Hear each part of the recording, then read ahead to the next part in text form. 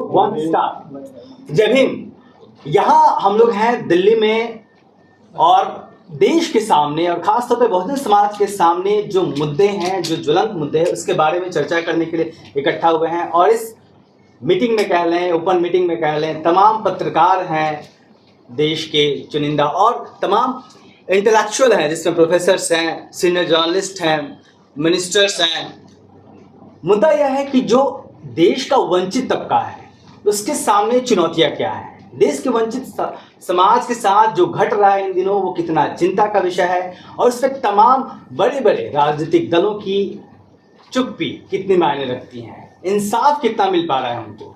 और हमारे साथ पैनल डिस्कशन में है, मैं परिचय कराऊं, हमारे साथ है राजेंद्र पाल गौतम जी जो दिल्ली सरकार में मंत्री हैं, सोशल जस्टिस मिनिस्टर। हमारे साथ हैं वरिष्ठ पत्रकार दिलीप मंडल जी। हमारे साथ हैं हिंदू कॉलेज के इतिहास विभाग के एसोसिएट प्रोफेसर रतनलाल जी और पॉलिटिकल साइंस DU के N सुकुमार सर।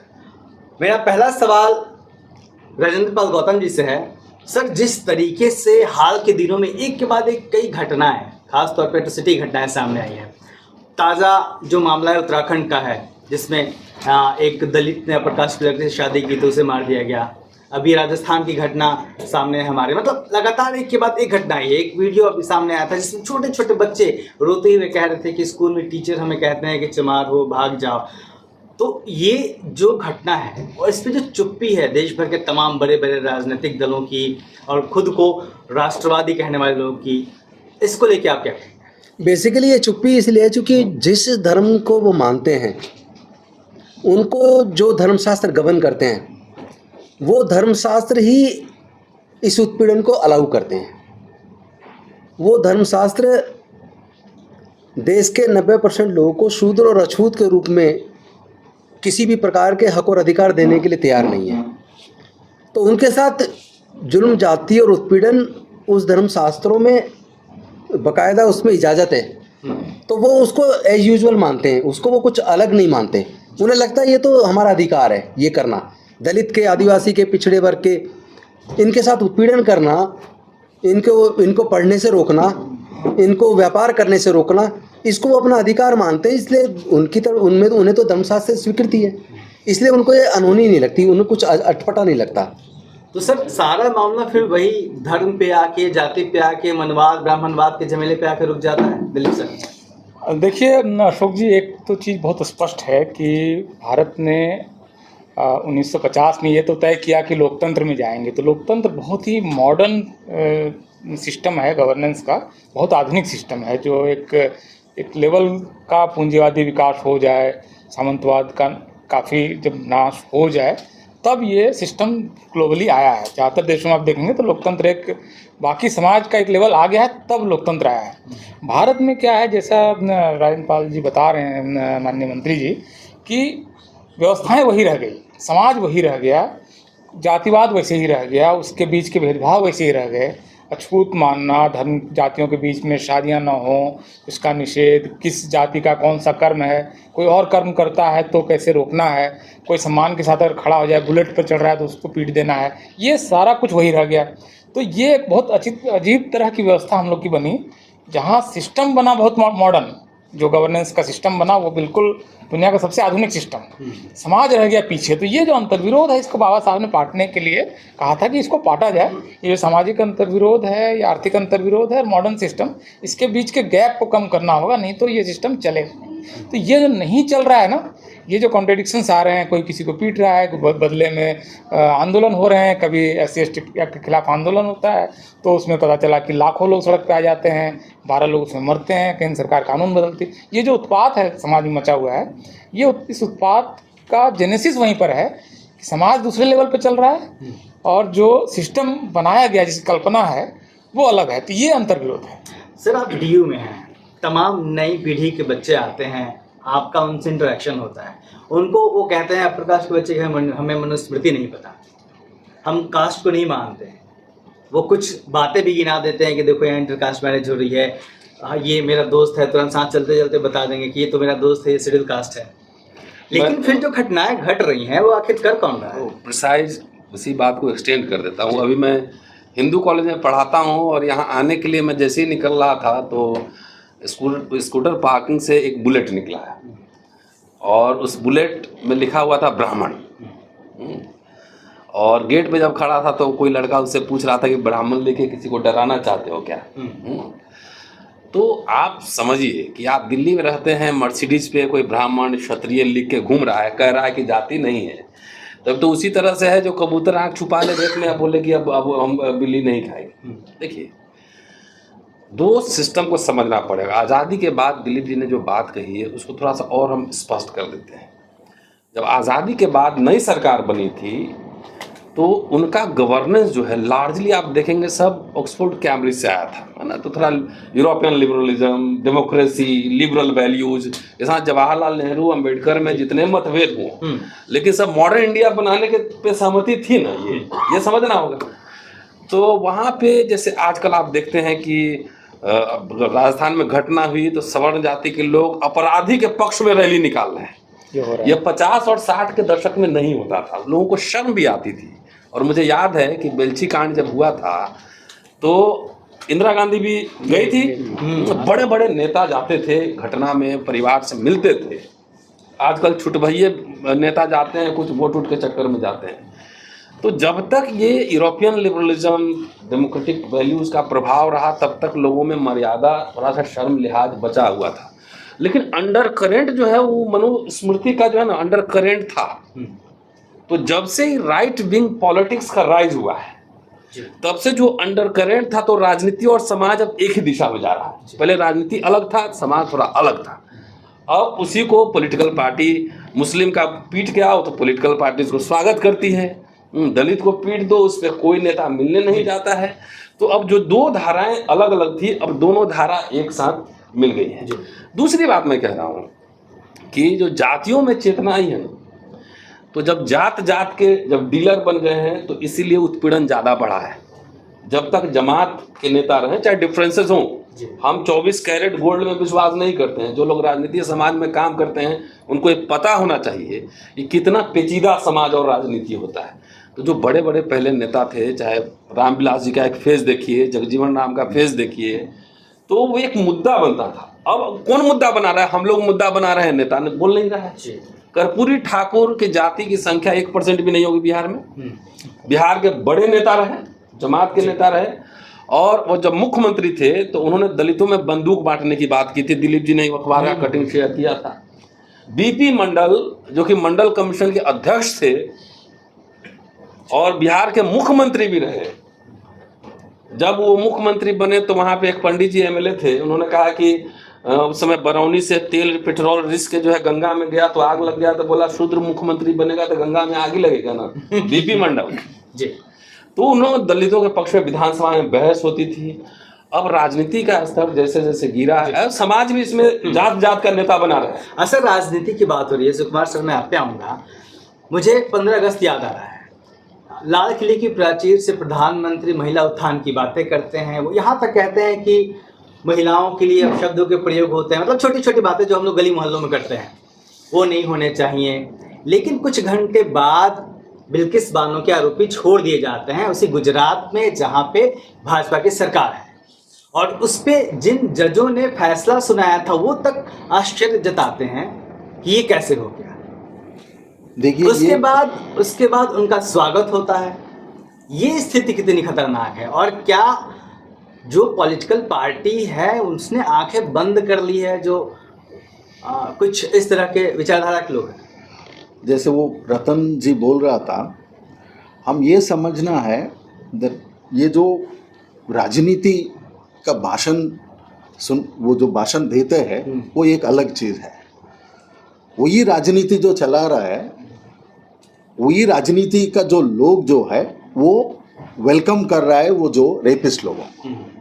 ये तो बहुत खतरा है, एक ट्रेंड बन जाएगा भी कि शायद या दलित लोगों का ऊपर हमला हो या कोई माइनॉरिटी लोगों का ऊपर जो हमला हो। तो ये खासकर महिला लोगों का ऊपर जो ये हमला हो रहा है, आप लोग वायलेंस को जस्टिफाई कर रहा है बाय वेलकमिंग। वो जो उन लोगों को वेलकम करने में वायलेंस को जस्टिफाई कर रहा है। ये वायलेंस का मुद्दा रूट काज कहाँ पे है? ये जो रूट काज जो है रेप करना गलत नहीं है। जो एक बहुत पॉलिटिकल थिंकर मान के चल रहा है जो राजनीति थॉट प्रोसेस को, उन लोगों का वो जो महापुरुष वो लोग सोच रहा है, वो लोग बोल रहे हैं रेप, वो लोग बताया रेप करना गलत नहीं है। तो ये भी वो जो सावरकर ने जो बताया, नाम क्यों छुपाना है, सबको पता ही, ठीक है। तो ये जो रेप करने वाले को वेलकम करना, पिटाई किया जो उन लोगों को वेलकम करना, सपोर्ट करना, एक तरह से एक आइडेंटिटी पॉलिटिक्स में डिवीजन लेके आके सबको एक एक दिशा में, मतलब जहाँ जहाँ हम लोग पीड़ित लोग यूनाइट हो रहा है उनको अलग अलग कर रहा है। ये राजनीति ये बिल्कुल अच्छा नहीं है देश के लिए। डेमोक्रेटिक पॉलिटिक्स जो करना या स्पेस जो देना सब लोगों को, ये बहुत खतरा है, ये बहुत खतरा है। हाँ, लक्ष्मण यादव जी जुड़ गए हैं इस कड़ी में, और लक्ष्मण जी से मैं अपना सवाल पूछने के बाद बाकी हमारे जो साथी पत्रकार हैं उनके भी सवाल लूंगा, तो आप लोग इधर दे देंगे। लक्ष्मण जी, बिल्किस बानो वाला मुद्दा मैं आपसे भी पूछ रहा हूँ। दूसरी चीज़ की, जिस तरीके से राजस्थान की बात कही रतनलाल सर ने कि वहाँ पे जो जिनके ऊपर आरोप था उनके पक्ष में पंचायतें हुई, तो बहुजन समाज एक साथ खड़ा नहीं होता। लेकिन जो जालिम समाज है, सर ने कहा छुपाएं क्यों, सीधे सीधे नाम है, जो जालिम समाज है, जो जातिवादी गुंडे हैं, मैं कहता हूँ अक्सर, तो ये एक साथ उनके समाज के लोग गलत है तो भी खड़े हो रहे हैं। ये स्थिति कितनी चिंताजनक है और हमें इसको कैसे काउंटर करना होगा? शुक्रिया इस सवाल के लिए, और बहुत गंभीर सवाल असल में यही है। मुझे लग रहा है कि इस समय बहुजन समाज के बीच और ख़ासकर नौजवानों के बीच दो तरह की स्थितियां देख पा रहा हूं मैं। एक स्थिति ये है कि वो कम शिक्षित जागरूक होने के चलते या रोज़गार न मिलने के चलते जो सत्ता कह रही है, जो खबरें वहाँ से प्रायोजित की जाती हैं वो उन्हें मान करके उन्हीं के पक्ष में खड़ा है, जिसकी वजह से वो लोग शासन कर रहे हैं। लेकिन उसी समाज के बीच से नौजवानों की एक नई पीढ़ी भी आई है जो थोड़ा चेतना संपन्न हो रही है, पढ़ रही है, समझ रही है, और वो अपने हिस्ट्री को क्लेम कर रही है। तो इसलिए नौजवानों के बीच दो तरह की चीज़ें हैं। मैं एक तरफ चुनौती देख रहा हूँ और दूसरी तरफ रास्ता। अब पूरे समाज को अगर हम एक प्रयोगशाला के तौर पर देखें तो निश्चित रूप से हमारी चिंता केवल राजनीति की नहीं होनी चाहिए।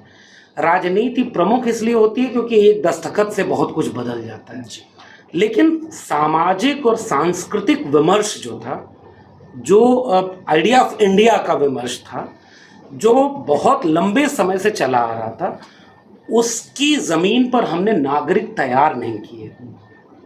और 75 साल में जो काम और ज़्यादा होना चाहिए, ये जो नागरिक तैयार करने का, यानी आरक्षण की एक समझदारी हो, हिंदू मुस्लिम या धार्मिक मसलों की एक समझदारी हो, जाति व्यवस्था क्या है, कैसे काम करती है, इसकी एक समझदारी हो। जाति के ऊपर जो समझदारी जाति की वंचना के शिकार लोगों में है, वो समझदारी जाति के नाम पर प्रिविलेज लोगों में नहीं है।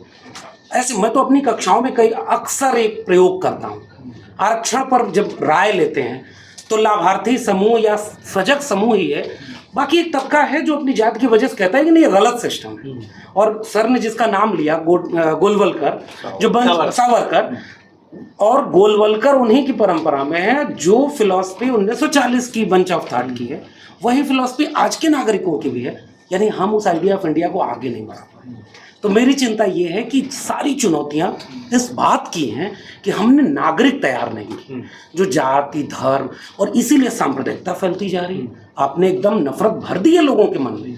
अब कोई भी घटना हो, अगर कोई हिंसा करने वाला व्यक्ति मुसलमान है तो पूरा देश अलग ट्रीट करेगा, और अगर कोई सवर्ण है तो अलग ट्रीट करेगा। सवर्ण के पक्ष में रैलियां होंगी, और अगर वो व्यक्ति मुसलमान है तो पूरी मुस्लिम कौम को कहा जाएगा कि ये गद्दार है।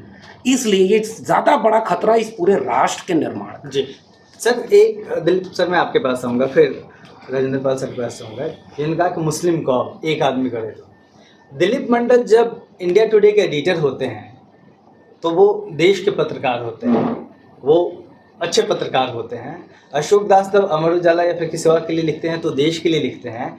लेकिन जब हम और आप उन बातों को उठाने लगते हैं जिसकी बातें नहीं होती मीडिया में, तो हम जातिवादी क्यों हो जाते हैं?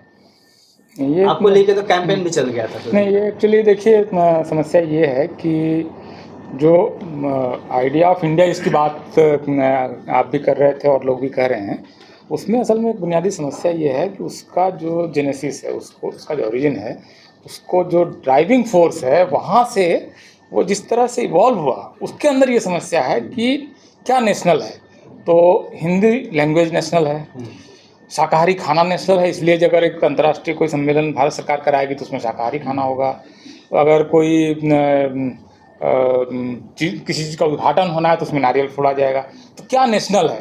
जैसे वो फिल्में हैं तो उसके शुरू में कुछ लोग पर आमतौर पर जो बोलते हैं, तो ये सब नेशनल है। और बाकी जो कुछ जो दरअसल बड़ी आबादी, वो 80-85-90% तक हो सकती है, उसका कल्चर, जैसे कर्नाटक में एक वो कहा गया कि 2 दिन तक शाकाहार रहेगा क्योंकि गणेश चतुर्थी है, जबकि कर्नाटक लगभग 80 से 85% मांसाहारी है।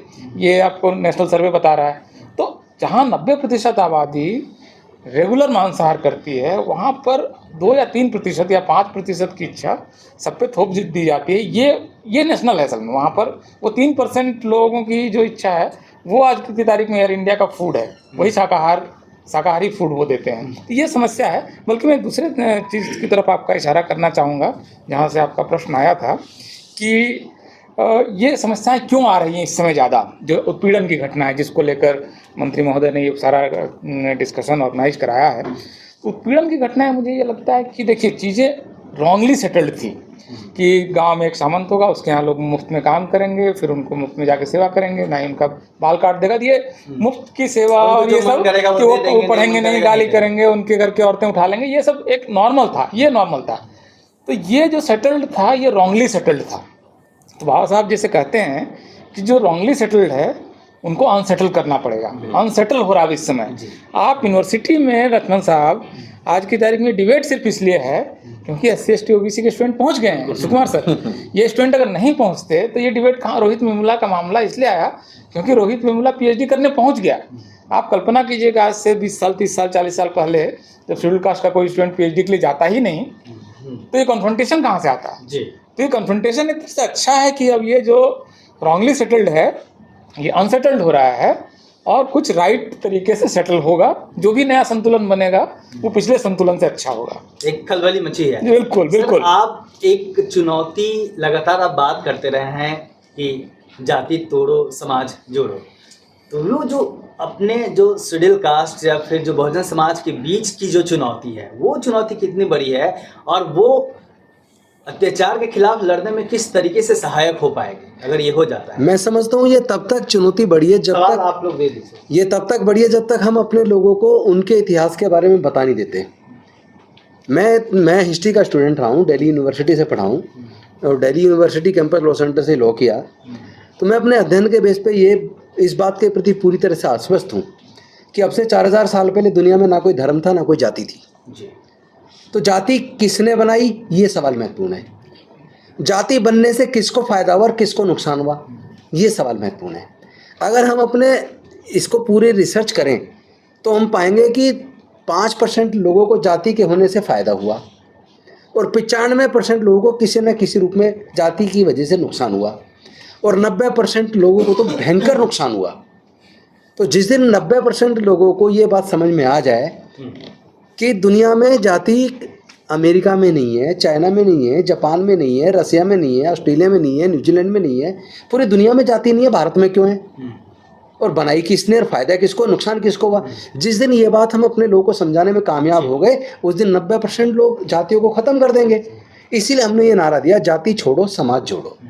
क्योंकि जाति कुदरत की बनाई हुई नहीं है, नेचुरल नहीं है, वो चालाक इंसानों ने बनाई है। कुदरत की बात होती तो सारी दुनिया में अगर ईश्वर की इच्छा होती सब जगह होता है। जी रतनलाल सर, बिल्किस बानो का जिक्र किया हमने, किस तरीके मैं इस पे एक बात मैं बिल्किस बानो वाले पे बोलना चाहूँगा। मतलब इस घटना से शर्मसार हो जाता, दिल दुखता है। मतलब रेप किसी भी के साथ हत्या हुई है, रेप हुआ है, हत्याएं हुई हैं और उसमें हत्यारों को, रेप करने वालों को सजा हुई है। उनको ना केवल छोड़ देना तो अलग सवाल है, उससे बड़ा सवाल है जिन्होंने रेप किए और हत्याएं की, उनको छोड़ने के बाद माला पहना के मिठाई खिलाना और वो भी आखिर किसी ये संगठन लोग के द्वारा। देश के लोगों को दुनिया को क्या दिखाना चाहते हैं? मतलब रेप करने वाले, हत्या करने वाले लोगों को माला क्या पहन के, क्या उन्होंने कोई विजय हासिल कर ली है? ऐसा कौन सा महान काम कर दिया कि उनको माला पहनाई जाए, मिठाई खिलाई जाए? ये पूरे भारत को शर्मसार करने वाला है। पूरे दुनिया के सामने भारत बेइज्जत हो रहा है। ऐसी घटनाओं का सशक्त विरोध करना चाहिए। पार्टी पॉलिटिक्स से उठ के होना चाहिए। वोट इतनी बड़ी चीज़ नहीं है, सत्ता इतनी बड़ी चीज़ नहीं है। इंसानियत खत्म कर रहे हो तुम तो, फिर भारत कैसे बचेगा? मुस्लिम आतंकवाद की बात होती है। चिदम्बरम जी ने जब होम मिनिस्टर थे तो एक सैफरन टेररिज्म कहा था, बहुत बवाल मचा था देश में। यशवंत सिंधे कुछ दिन पहले सामने आए हैं जो क्लेम कर रहे हैं कि वो 25 साल तक आरएसएस में रहे हैं, और उन्होंने कोर्ट में एफिडेविट दिया है कि बीजेपी को इलेक्शन जिताने के लिए आरएसएस बम ब्लास्ट प्लान करती थी। लेकिन एक खामोशी है, डिस्कशन नहीं हो रहा है। तो जो सैफरन टेररिज्म है और मुस्लिम आतंकवाद है, तो एक पे हो हल्ला, दूसरे पे चुप्पी क्यों? मुस्लिम आतंकवाद है तो उसके पक्ष में देश में कौन बोल रहा है? कोई बोल रहा है? आरएसएस का शस्त्र पूजन होता है, लाठी लेके जो वहाँ पे ट्रेनिंग चलता है, आखिर वो लाठी और शस्त्र पूजा किसके लिए है? किसको डराने के लिए? वो तो चाइना बॉर्डर पे तो जा नहीं रहे हैं, न पाकिस्तान जा रहे हैं। तो आरएसएस पहले ये भी बोल चुके हैं, दिग्विजय सिंह भी बोल चुके हैं जी। तो आरएसएस का कैडर ही कह रहा है। और याद से थोड़ी, उनका जो शस्त्र अस्त्र है यहाँ पे दलित को दबाने के लिए, मुसलमान को पीटने के लिए। दलित को तो इलेक्शन टाइम में भी सहला के रखा जाता है कि भाई दलित हिंदू है। क्योंकि हमारे लोग पैरेलल संस्कृति पे उस रफ्तार से काम नहीं कि हजारों साल से ये आपको दबा के रखा गया, संस्कृति आपकी दबा दी गई। एक दिन में आप हल्ला कर लेंगे, कुछ नहीं होगा। मैं पुराने सवाल में फिर आ जाता हूँ, जो जाति का सवाल आपने पूछा है कि जाति से फायदा, ये एक ही सिक्के दो पहलू है, मुसलमान और जाति दोनों।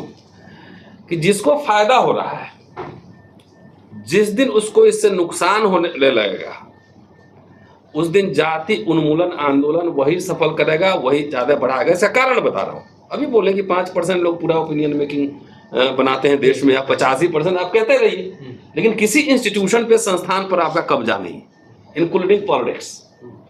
कम से कम देखिए, किसने बनाया? सीधा जाति व्यवस्था पढ़े लिखे ब्राह्मणों ने बनाया है, जिसका सबसे ज्यादा लाभ उनको मिलता है। जिस दिन, मेरे कहने का मतलब, बहुजन जमात इकट्ठा हो जाए पॉलिटिकली सोशली भी, हम अभी धार्मिक इस पे बात नहीं कर रहे, पॉलिटिकली सोशली भी इकट्ठा हो जाए, और लगे कि अब उनको नुकसान होने लगा कि अब दिल्ली यूनिवर्सिटी में जेएनयू में अभी अपॉइंटमेंट खाली आप ही का नहीं होगा, उस दिन सबसे पहले उन्मूलन का आंदोलन पढ़ा लिखा ब्राह्मण शुरू करेगा, तभी जाके वो मामला जो है ना कुछ आएगा। नंबर 1। नंबर 2, पहले दलितों को एक डंडा से हाँकते थे, अब गोली मारना पड़ रहा है जी। उसके खिलाफ जो है, उसके खिलाफ जो जातीय रैली सवर्णों को करनी पड़ रही है। इसका मतलब कि एक कॉन्फिडेंस का लेवल आ गया है ना। आपको अब गोली मारना पड़ता है, धमकी देना पड़ता है, वीडियो बना के वायरल करना पड़ता है। क्योंकि मैं यहाँ पे एक रेफरेंस देके बात खत्म करूँ, डॉक्टर अंबेडकर ने लिखा 1930 के दशक में, वॉल्यूम 10 में जाके देखिए, अधिकतर जो अस्पृश्य हैं, भूमिहीन, खेतिहर मजदूर हैं, वो जब भी सवर्णों को लगता है कि ये उत्पाती हो रहा है, मतलब अपने हक की बात कर रहा है, तो सबसे पहला काम करता है कि वो उसका सामाजिक बहिष्कार करता है, सोशल बाइकआउट करता है, जो कि गांधी के बहिष्कार से भी ज्यादा खतरनाक है। नंबर 1। नंबर 2 कहते हैं कि दलितों की जो संख्या है, मुसलमानों की जो संख्या है, अमूमन हर गांव में छोटे छोटे हैं। मुसलमान पूरे भारत में फैले हैं, दलित भी गांव गांव फैले हैं। लेकिन मुसलमानों पर हम 30 की बात कर रहे हूँ, अभी की नहीं कर रहा हूँ, अभी स्थितियां बदल गई। उस समय अंग्रेज हुकूमत था, नेशनल मूवमेंट चल रहा था, इसलिए मुसलमान पर हमला करने से हिंदू डरते हैं, क्योंकि जब हमला करेंगे तो सारे मुस्लिम इकट्ठा हो गए, और जब भी मुस्लिम हितों पे कुठाराघात होता है, मुसलमान उनका बदला लेंगे। लेकिन अस्पृश्यों पे किसी भी तरह की कोई भी हिंसा होती है तो उसका प्रतिशोध लेने वाला कोई नहीं होता, इसलिए उनका मनोबल बढ़ता जाता है। इसीलिए मैं कर्पूरी ठाकुर साहब का वो रेफरेंस मैंने दिया कि संविधान आपको आत्मरक्षा, अपने स्वाभिमान मान सम्मान की रक्षा का अधिकार देता है। अगर कोई एज ए प्रोफेसर मेरे से बात करेगा तो जाहिर है मुझे प्रोफेसर बात करनी चाहिए। घर में आके पीट रहा है घर के लोगों को, तो वहां क्या बोलेंगे? हे आई एम ए प्रोफेसर, नहीं मारो नहीं, क्या करेंगे आप जी? वहां संविधान आपको आत्मरक्षा की अधिकार दे रहा है कि नहीं? तो जो कॉन्फिडेंस का लेवल बिल्डअप हुआ है, उसको मुझे लगता है 2 कदम और पुश करने की जरूरत है। मतलब इसको ऐसे समझा जा सकता है कि कोई भी अपर कास्ट या फिर कोई भी उसी को मारता है या फिर प्रताड़ित करता है, जिससे उसको लगता है कि वो रिएक्ट नहीं करेगा, और शायद यही वजह है। निश्चित। लक्ष्मण जी, एक बड़ा सवाल इसमें ये भी है, 85% की बात कह रहे हैं हम लोग, बहुजन समाज की बात कह रहे हैं। बहुजन समाज क्या छलावा है अभी तक, या फिर वो बन रहा है तो कितना बन पाया है? क्योंकि जो दलितों पे अत्याचार की घटनाएं होती हैं उसमें कहीं ना कहीं पिछड़ी जातियों के भी बहुत सारे लोग शामिल होते हैं, ये आंकड़े बताते हैं। एक तो ये कितना बड़ा चुनौती है समाज के बीच में, और दूसरा इससे कैसे निपटा जाए। जो अदर जातियां हैं, पिछड़े समाज की मजबूत जातियां जो दलितों पे अत्याचार करती हैं, वो उनको कैसे समझाएंगे आप? बिल्कुल, ये बहुत गंभीर और ज़रूरी सवाल है, क्योंकि और इस सवाल को पिछली टिप्पणी से जोड़ता हूँ मैं, जैसे आइडिया ऑफ इंडिया जो दिलीप सर ने और उसे एक्सप्लेन किया, वही बात है।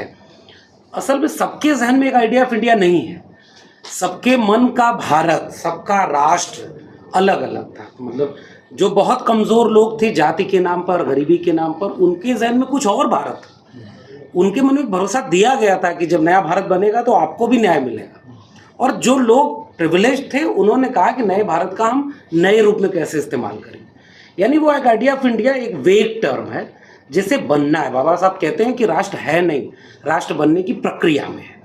उसी तरह से मैं मानता हूँ कि बहुजन शब्द या बहुजन वैचारिकी, जिसके और भी कई शब्द हो सकते हैं इसी अर्थ के, जगदेव बाबू और तमाम लोगों ने श्रमजीवी कहा, चौधरी छोटू राम, सोनेलाल पटेल, इन लोगों ने कमीरा कहा, बहुत सारे शब्द हैं, अर्जक कहा गया। यानी इसका मतलब ये कि वो बहुजन तबका, वह तबका जो जाति के नाम पर सामाजिक, आर्थिक या हर किस्म की वंचना का शिकार हुआ। इसे एक आइडियोलॉजिकल फ्रेम में हम कहते हैं कि सबकी चूंकि वंचना एक जैसी है, एक आधार पर कास्ट बेस्ड है, और कास्ट बेस्ड डिस्क्रिमिनेशन ही इकोनॉमिक डिस्क्रिमिनेशन है, तो इसलिए उन सब का दर्द चूंकि एक है तो दवा एक है। इसलिए हम एक इसे ख्वाब की तरह देखते हैं। मेरी नज़र में बहुजन विचार, बहुजन शब्द एक ऐसा ख्वाब है जिसके पूरा होने में बहुत सारी बाधाएं हैं, लेकिन अगर इन सब की मुक्ति चाहिए तो उस ख्वाब को पूरा करना होगा। अब इस पे उदाहरण के रूप में मुझे लगता है कि ये बात बिल्कुल ठीक है कि जो मैंने बात कही कि दो किस्म की चीज़ें हैं। हमारे ही लोग उनके साथ खड़े हैं जो शोषक है, हमारे ही लोग उसका प्रतिरोध भी कर रहे हैं। ये दोनों चीज़ें हमारे सामने हैं। अब हमारी जिम्मेदारी बतौर समाज क्या है? जो शोषक के पक्ष में खड़े हैं उसे इस बात के लिए जागरूक करना कि आप कैसे गलत हैं। अगर जब तक हम ये जिम्मेदारी नहीं निभा पाते तो हम केवल ये दोष नहीं दे सकते कि वो गलत हैं जो उनके खेमे में है। यही बात हर तबके पे लागू होती है। जो ओबीसी वाला सवाल आपने जोड़ा, ये बात उसी पर लागू होती है। जैसे ही जागरूकता आएगी, जैसे ही चेतना आएगी, जैसे ही हम एक नागरिक बोध पैदा करेंगे, मानवीय बोध कह लें उसे, वो अपने आप एक बड़ी एका बनाने में शुरुआत करेगा। और दूसरी तरफ जो लोग जागरूक हैं, जो लोग शोषक के साथ नहीं हैं, उन्हें अपनी एका बनाकर नज़ीर के तौर पर पेश करनी होगी। वो केवल चुनौती ये है कि एट्रोसिटीज़ के समय तो सब एक हो रहे हैं। मतलब मुझे कई बार लगता है कि वो एक एका बन गई है। यहाँ तक हम हैं, हम बहुत आगे आए हैं। 13 पॉइंट रोस्टर का आंदोलन हो, SC/ST एट्रोसिटी प्रिवेंशन एक्ट का आंदोलन हो, दोनों बार भारत बंद हुआ, वो एका दिखी बिना किसी राजनेता के, बिना किसी लीडरशिप के। वो एक समाज बोध था। मुझे लग रहा है वो जिम्मेदारी हमें निभानी है, जागरूक लोगों को। और जो नहीं, जो शोषक के पक्ष में खड़ा है, वही ओबीसी जाति हो। अच्छा, आखिरी बात ये, उत्पादन संबंधों का जो रिश्ता है उसके चलते उन्हें इस्तेमाल भी तो किया जाता है। आपके खिलाफ आपके लोगों को इस्तेमाल करने से एक लंबे वक्त तक शोषण कायम रह सकता है। पूरा एजुकेशन पैटर्न इसलिए लाया गया ब्रिटिशर्स के द्वारा, उसका एक चेतना का प्रसार हुआ, वो हमारे लिए था, उनके लिए क्लर्क बनाने का था। तो उन्होंने जो पढ़ाई की तुरंत उस सिस्टम में फिट होने की, और उन्होंने उसका लाभ लिया। हमारे लोगों ने उसे लिबरेट करने में इस्तेमाल किया। हमारे लोगों को वो लिबरेशन चाहिए, फिर वो शोषण अपने आप खत्म। तो एन सुकुमार सर, जो लोग निकल के यूनिवर्सिटीज़ में पहुँचे हैं, जैसे लक्ष्मण यादव पहुँच गए, दिलीप सर बड़े पत्रकार हैं, आप हैं, रतनलाल जी हैं, सर हैं, तो इन जगहों पे जो हमारे समाज के लोग बैठे हुए हैं, उनकी जिम्मेदारी क्या है? और उनकी भूमिका कितनी महत्वपूर्ण होगी इसमें, और वो कैसे पार्टिसिपेट कर सकते हैं एक करने में और चीज़ों से लड़ने में? इनके जिम्मेदारी बहुत ज़्यादा है, बहुत अलग अलग रूप से जिम्मेदारी लेना पड़ेगा। जैसे ये फर्स्ट जनरेशन जो लोग यूनिवर्सिटी स्पेसेस में जब 1990s में जो रिजर्वेशन इम्प्लीमेंटेशन करना शुरू किया, उसका पहले कभी भी नहीं थे। सब लोग हम यहाँ पे बैठे, सब लोग हम फर्स्ट जनरेशन लर्नर्स हैं। तो इनका जिम्मेदारी क्या है? एक तो पेडागॉजी का कॉन्टेक्स्ट में हम देखा गया तो हम कोर्सेस इस तरीके से डिवाइस करना, एक दलित बहुजन थॉट या अम्बेडकराइट थॉट जो हमने दिल्ली यूनिवर्सिटी में बनाया, अंडरस्टैंडिंग अम्बेडकर कोर्स जो है ये बहुत पॉपुलर कोर्स है दिल्ली यूनिवर्सिटी के अंदर। वो इतना मेहनत करके हमने बनाया, और मास्टर्स लेवल पे भी जिस तरीक़े से हम दलित बहुजन थॉट को, चिंतन को लेके हम वो एक चीज़ है, पेडागॉजी को लेके एंगेज करना पड़ेगा। दूसरा, जहाँ जहाँ जो संस्था का अंदर जो एक कमिटीज होता है उसमें जो दलित या बहुजन ओबीसी फैकल्टी हो या SC ST फैकल्टी हो, ये सब लोग अपना जिम्मेदारी क्या है, क्या वहाँ पे जाके हम चुप बैठ के वो साइन करके आना, जो चीज़ बता देंगे वो हम ऐसे नहीं बैठना, उनको सवाल करना पड़ेगा। वहाँ पे जो डिस्क्रिमिनेशन होता है उनसे ये सवाल करना पड़ेगा, देखो हमारा बच्चे का खिलाफ आप लोग क्यों इस तरीके से कर रहे हैं, जो हम रिप्रेजेंट कर रहे हैं हमारा कम्युनिटी को। तो उस तरीके से संस्था का अंदर जितना भी कमिटीज़ हो उसमें हम शामिल होना बहुत ज़रूरी है। सवाल करना इंस्टीट्यूशन के साथ वो बहुत ज़रूरी है। और तीसरा इम्पॉर्टेंट जो है, एक कनेक्टिविटी बनना बहुत ज़रूरी है पूरा देश का अंदर। जैसे हम ये जो मिशन जय भीम का द्वारा भी जिस तरीके से भी हम सारे देश का अंदर जितना भी फैकल्टी हो उनसे कनेक्ट करके एक अल्टरनेटिव क्या, द पेडागॉजी जो है, द हिस्ट्री जो है, द नॉलेज जो है, उसको पूरा हम इस्तेमाल करना ही पड़ेगा। मेरा एक सवाल और है, उसके बाद मैं आप लोगों के सवाल लूँगा, उसके बाद हम लोग बाइंड अप करेंगे। उस सवाल के पूछे जाने तक जो सवाल आएंगे मैं उसको ले लूँगा। Dilip sir social media expert है, अपने सर के पास एक गंभीर सवाल है उसके ऊपर आपका। सोशल मीडिया एक्सपर्ट हैं आप, जो लिखते हैं कहते हैं फर्क पड़ता है, मतलब पसीना आता है विपक्षियों को। तो इस तमाम लड़ाई में सोशल मीडिया कितना इम्पोर्टेंट है, और जो हमारे बच्चे हैं, हमारे समाज के बच्चे हैं, उनको किस तरीके से इसको इस्तेमाल करना चाहिए ताकि वो फंसे भी ना और लड़ाई लड़े भी जा सके? देखिए, इस सवाल को मैं दूसरी जगह से उठा रहा हूँ, और जहाँ पर डॉक्टर लक्ष्मण यादव ने छोड़ा था वहाँ से उठा रहा हूँ जी। जैसे आपने कहा कि ये जो बहुजन का कॉन्सेप्ट है, क्या ये एक छलावा है, एक सिर्फ आइडिया है, एक वर्चुअल कॉन्सेप्ट है, कोई मतलब एक ऐसी चीज़ है जो शायद अचीव होनी चाहिए और आज है नहीं, बातें तो करते हैं लेकिन अचीव कहाँ? तो ये एक्चुअली मैं इसको दो तरीके से देख रहा हूँ कि ये जो, और इसमें मैं सोशल मीडिया को जोड़ता हूँ इस विमर्श में, कि दो चीज़ें असल में यूनिटी बनाती है, जो एकता बनाती है। ऐसा नहीं हो सकता है कि हम दो अगर अलग अलग तरह के लोग हैं तो हमारे बीच में एकता किस कारण बनेगी? कोई एक वजह तो होनी चाहिए ना, कॉमन इंटरेस्ट हो, कोई कॉमन हॉबीज़ हो, कोई चीज़ तो हो। तो जो सामाजिक एकता है वंचितों की, वो दरअसल दो कारणों से बन सकती है। पहला पक्ष है कि कॉमन इंटरेस्ट, स्वार्थ। दरअसल देखिए, एक तो सच है कि भारत तेज़ी से शहरीकरण की ओर बढ़ रहा है, 30-35% तक शहरी हो चुका है। तमिलनाडु जैसे राज्य तो लगभग 55% शहरी हो चुके हैं। तो भारत को देर सवेर अगले 40-50 साल में पूरा भारत लगभग शहरी बन जाएगा, कुछ हिस्से इसके ग्रामीण बचेंगे, जो रफ्तार है उससे लग रहा है। तो शहरी स्पेस में कॉमन इंटरेस्ट आपको SC ST जो OBCs का मिल जाएगा, क्योंकि इंस्टीट्यूशंस में वो गायब है। किसी भी इंस्टीट्यूशन में देखिए, जुडिशरी, मीडिया, ब्यूरोक्रेसी, अच्छे हॉस्पिटल, अच्छे वकील, ये सारे चार्टर्ड अकाउंटेंट्स, ये सारे स्पेस में खाली है। तो इन जगहों को भरने की जो एक इच्छा है इन तमाम जातियों की, ये कॉमन इंटरेस्ट पैदा कर रही है कि हम जुडिशरी में क्यों नहीं है, यूनिवर्सिटी सिस्टम में हमारे प्रोफेसर कहाँ हैं, वाइस चांसलर्स कहाँ हैं, हमारे लोगों को बैंक लोन क्यों नहीं मिलता है। तो ये कॉमन इंटरेस्ट क्रिएट कर रहा है। तो मुझे लगता है कि इसलिए बहुजन जो आइडिया है और इसको कनेक्ट करने में सोशल मीडिया ने बहुत ज़्यादा भूमिका निभाई है कि हम एक दूसरे को नहीं जानते थे। मैं जो बोलता था मुझे लगता था कहीं मैं पागल तो नहीं हूँ जो बोल रहा हूँ, मैं बोल रहा हूँ और मैं ही सोच रहा हूँ। लेकिन आज मैं जब बोलता हूँ और मुझे अगर 20,000 लोग उस पर इंडोर्स कर रहे हैं तो मुझे लगता है 20,000 लोग मेरी तरह सोचने वाले हैं। मैं अकेला पागल अपने कमरे में नहीं सोच रहा हूँ, हम जो कह रहे हैं वो रेजोनेट कर रहा है, वो आवाज़ गूंज रही है, एक यूनिटी बन रही है। और दूसरी चीज़ तो एक तो कॉमन इंटरेस्ट, स्वार्थ जिसको बोलते हैं, अगर नेगेटिव टर्म में इस्तेमाल करें तो स्वार्थ जो है वो जोड़ेगा बहुजनों को। जैसे दिल्ली यूनिवर्सिटी में अगर 82 कॉलेजेज हैं और एक भी अगर शेड्यूल कास्ट, शेड्यूल ट्राइब या ओबीसी का प्रिंसिपल नहीं है तो SC ST OBC के टीचर्स के बीच में इस मुद्दे पर यूनिटी बन सकती है कि प्रिंसिपल्स को एक कार्डर मान के इसके अंदर आप SC ST OBC रिजर्वेशन लागू कीजिए, 82 प्रिंसिपल को एक यूनिट मानिए। तो इस तरह की यूनिटीज़ बनेंगी, यही दिशा है आगे चल के। दूसरी चीज़ जो जोड़ेगी वो है न्याय का पक्ष।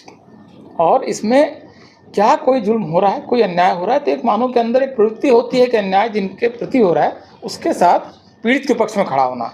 तो OBCs को भी ये सोचना पड़ेगा कि समाज व्यवस्था में जो ज़्यादा पीड़ित हैं उनके सवालों को प्राथमिकता दें। OBC की एक ऐतिहासिक जिम्मेदारी है क्योंकि उनकी संख्या ज़्यादा है, उनके पास ज़मीन है, वो उतना ज़्यादा उत्पीड़ित नहीं है।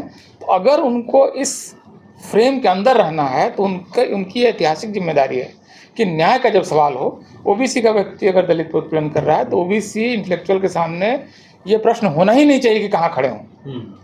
अपनी जाति के पक्ष में अगर खड़े हो जाते हैं तब वो फिर समय को पीछे ले जा रहे हैं। तो अगर वो विकास की धारा के साथ हैं तो उनको वहाँ पर दलितों के पक्ष में खड़ा होना ही चाहिए अगर वो बहुजन की बात कर रहे हैं, वरना वो नकली बात कर रहे हैं। सर राजेंद्र पाल सर, एक सवाल आया है राहुल नागपाल जी का, बोल 85 चैनल है इनका, उनका पूछना है कि इन सारी समस्याओं का समाधान क्या है?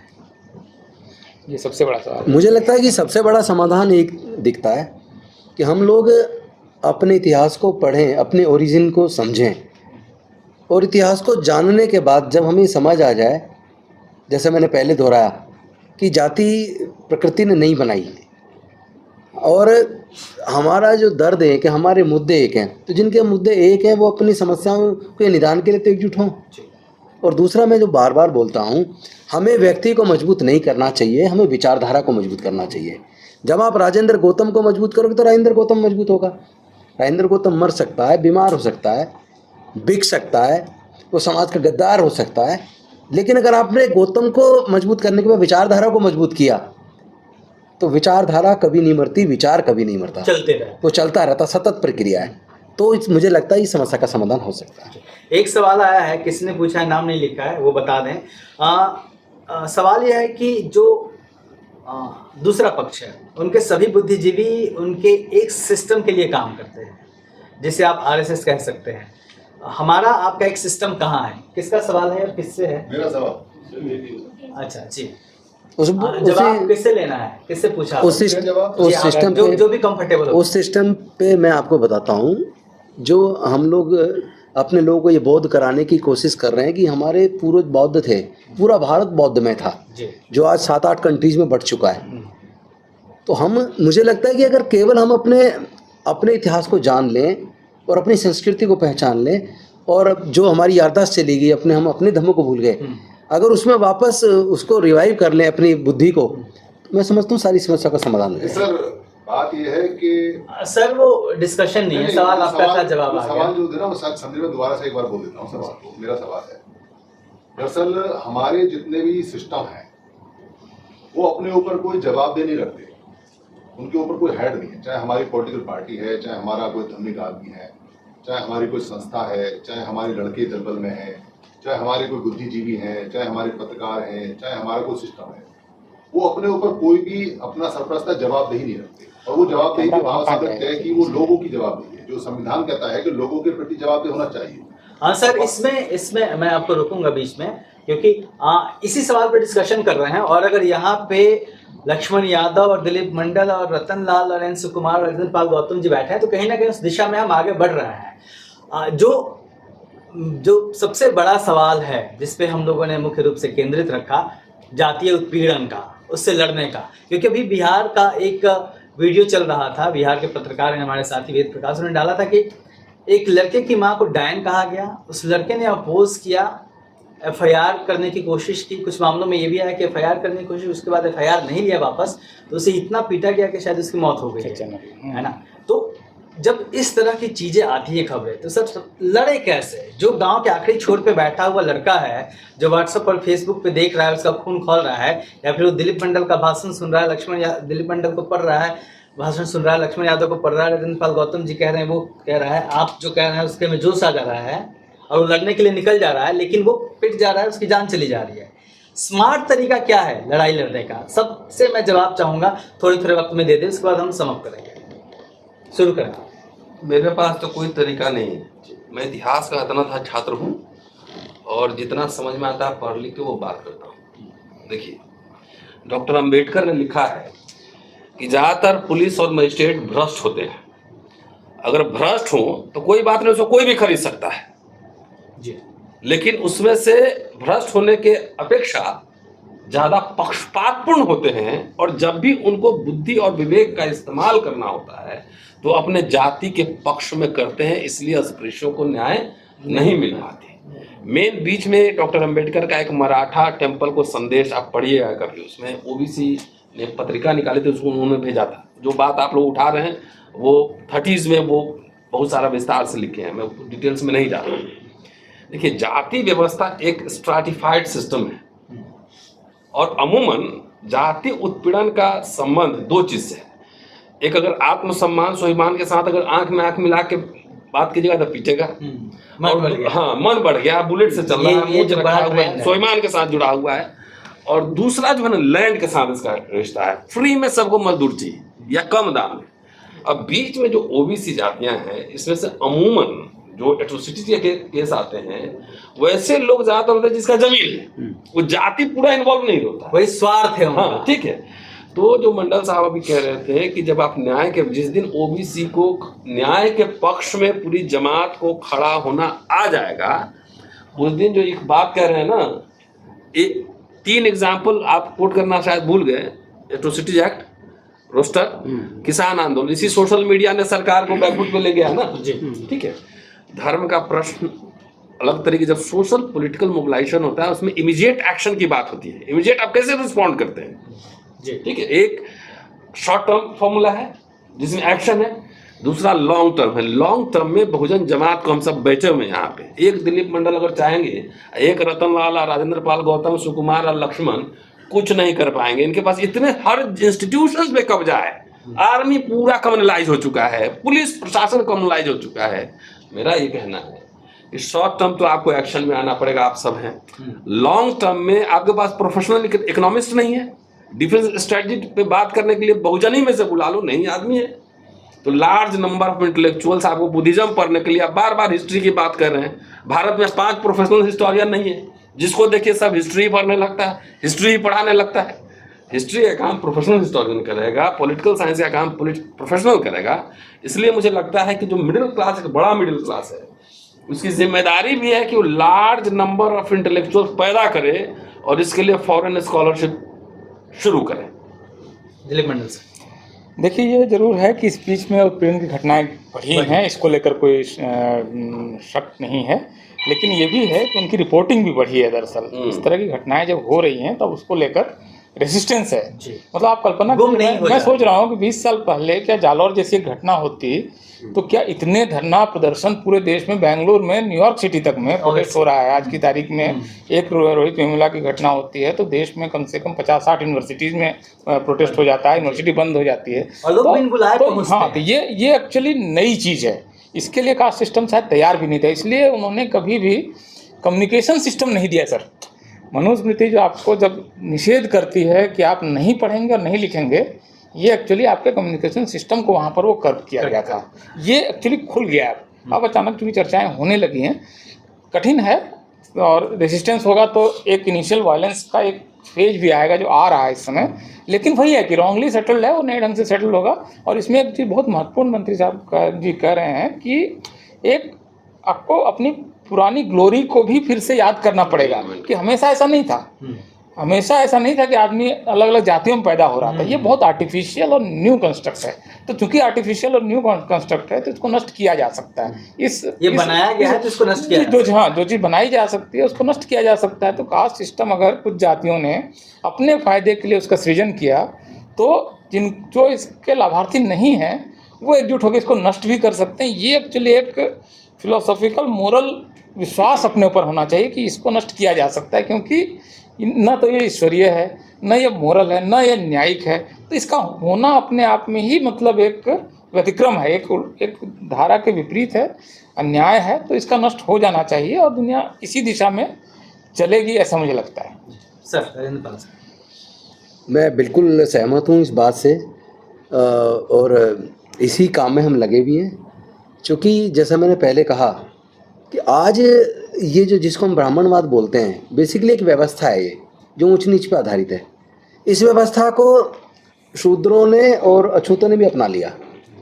उन्होंने भी अपने अंदर उस ब्राह्मणवाद को पाल लिया, वो भी एक दूसरे से जातिवाद कर रहे हैं। तो मैं पूरे देश से जाति व्यवस्था ख़त्म हो जाए उस पर जाने की बजाय जो प्रयास हम लोग कर रहे हैं वो ये कर रहे हैं कि जो दलित और अति पिछड़े आदिवासी हैं कम से कम वो अपने अंदर के जातिवाद को ख़त्म करें। वो तो इस सच को जाने की जातियाँ कुदरत ने नहीं बनाई और हम सबके दर्द है कि हम जैसे हमारी परेशानी है क्या, तो हम अपने अंदर को जिस दिन अपने अंदर के जातिवाद को मार लेंगे, जैसा दिलीप जी ने कहा कि ये क्रिया की प्रतिक्रिया होती है। ये जो घटनाएं बढ़ी हैं ये प्रतिक्रिया है। जो हमने विरोध शुरू किया, हमने बोलना शुरू किया, सच के लिए लड़ना शुरू किया, न्याय के लिए बात उठानी शुरू की, उसकी वजह से उत्पीड़न की घटना तेज़ी से एकदम ज़्यादा दिखने लगी हैं। लेकिन ये दिख रही हैं तो ये ख़त्म भी होंगी। अल्टीमेट हमें जीत के लिए जो सबसे बड़ा अच्छा मंत्र मुझे लगता है वो ये है कि हम अपने अंदर के जातिवाद को पहले ख़त्म करें और व्यक्ति को नहीं विचारधारा को मजबूत करें। सुकुमार सर, थैंक यू। आपका कम। 3 चीज़ बहुत इम्पॉर्टेंट है जी। एक तो है एक एंटी कास्ट ट्रेडिशन को हम फॉलो करना, यू नीड टू क्वेश्चन, एक चीज़ है। दूसरा चीज़ है एक लीडरशिप है। लीडरशिप और एंटी कास्ट ट्रेडिशन का जो कॉम्बिनेशन है वो हम देख रहे हैं। हम 10 साल का पहले ऐसे कभी भी नहीं बैठ सकते थे हम, अब आज बैठना शुरू किया हम, ये आगे बढ़ रहा है। जो मिशन जेबीएम का भी वो एक यही है ना। और तीसरा इम्पॉर्टेंट जो है एक कैडर बेस्ड है।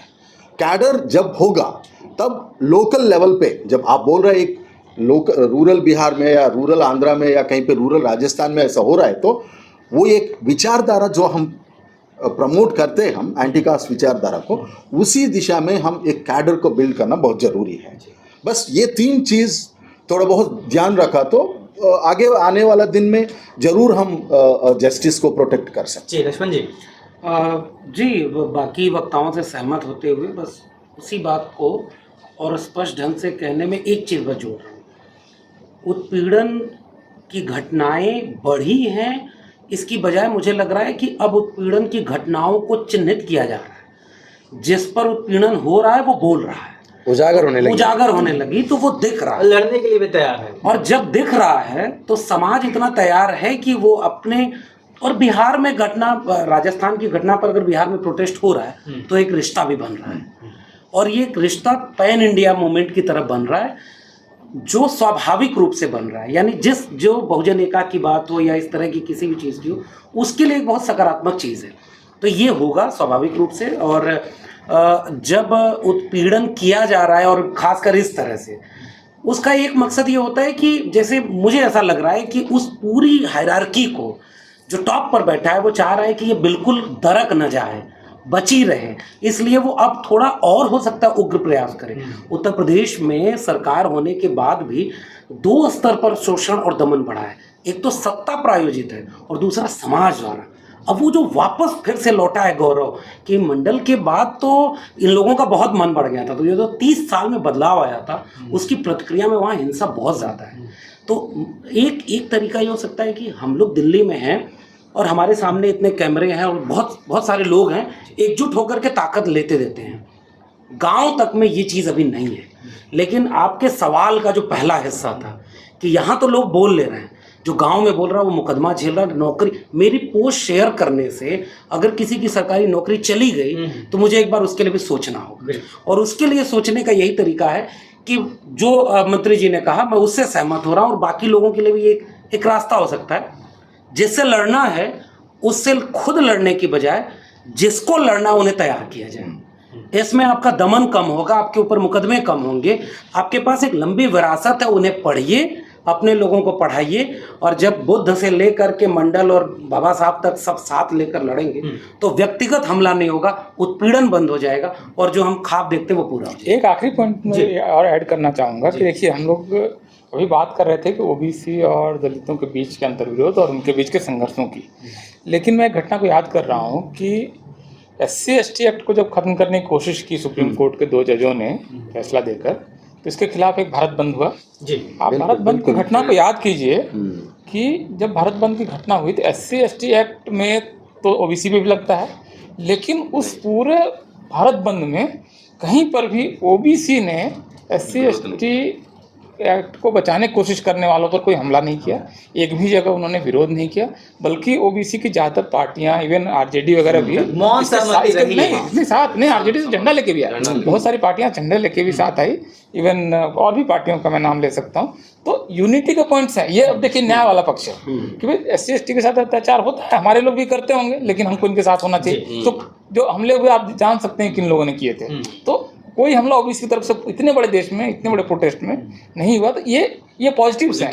इसमें दिलीप जी एक पॉजिटिव हो रहा है, आपको याद होगा जिस दिन ये भारत बंद हुआ था उसके कुछ ही दिन बाद उन्होंने भी भारत बंद बुलाया था कि हम इसके खिलाफ करेंगे, लेकिन उसमें ओबीसी ने साफ मना कर दिया कि हम इसके साथ नहीं जाएंगे। और ये अच्छा संकेत है। मैं समाप्त करूँ, यही चीज बहुजनों की ताकत दिखाती है कि जब SC/ST एक्ट के विरोध में दलित समाज सड़कों पे उतरा तो ओबीसी के लोग सहमति में खड़े थे, लेकिन जब इसके विरोध में सवर्णों ने जुलूस निकाला तो ओबीसी समाज ने पैर पीछे खींच लिया, जिसकी वजह से वो फेल हो गया। तो बात फिर वही घूम फिर के विरासत पे आ जाती है, विरासत पे लौटने की आ जाती है। सवाल इतना है, एक पॉइंट था कि ओबीसी लीडर्स जो है पोजीशनिंग किया उसने जी। सवाल इतना है कि जिन व्यवस्थाओं ने दलितों को दलित कह दिया, शूद्रों को शूद्र कह दिया, वो अपने फायदे के लिए कर रहे थे, लेकिन यहाँ पे सोचना यह है और चिंता का विषय यह है कि दलितों ने खुद को दलित मान लिया, शूद्रों ने खुद को शूद्र मान लिया। आप तमाम लोगों का बहुत बहुत शुक्रिया। और शायद इसीलिए बाबा साहब डॉक्टर अम्बेडकर ने एनिहिलेशन ऑफ कास्ट की बात की थी कि कास्ट को बम लगा के उड़ा देना चाहिए या फिर उसे खत्म कर देना चाहिए, और जाति के विनाश की बात की थी। आप सबका बहुत बहुत शुक्रिया जिन लोगों ने भी पैनल में हिस्सा लिया, और मेरे तमाम साथी पत्रकार मित्रों का शुक्रिया जो लोग संयम बना के लगे रहे। धन्यवाद सबका। जय भीम। जय भीम।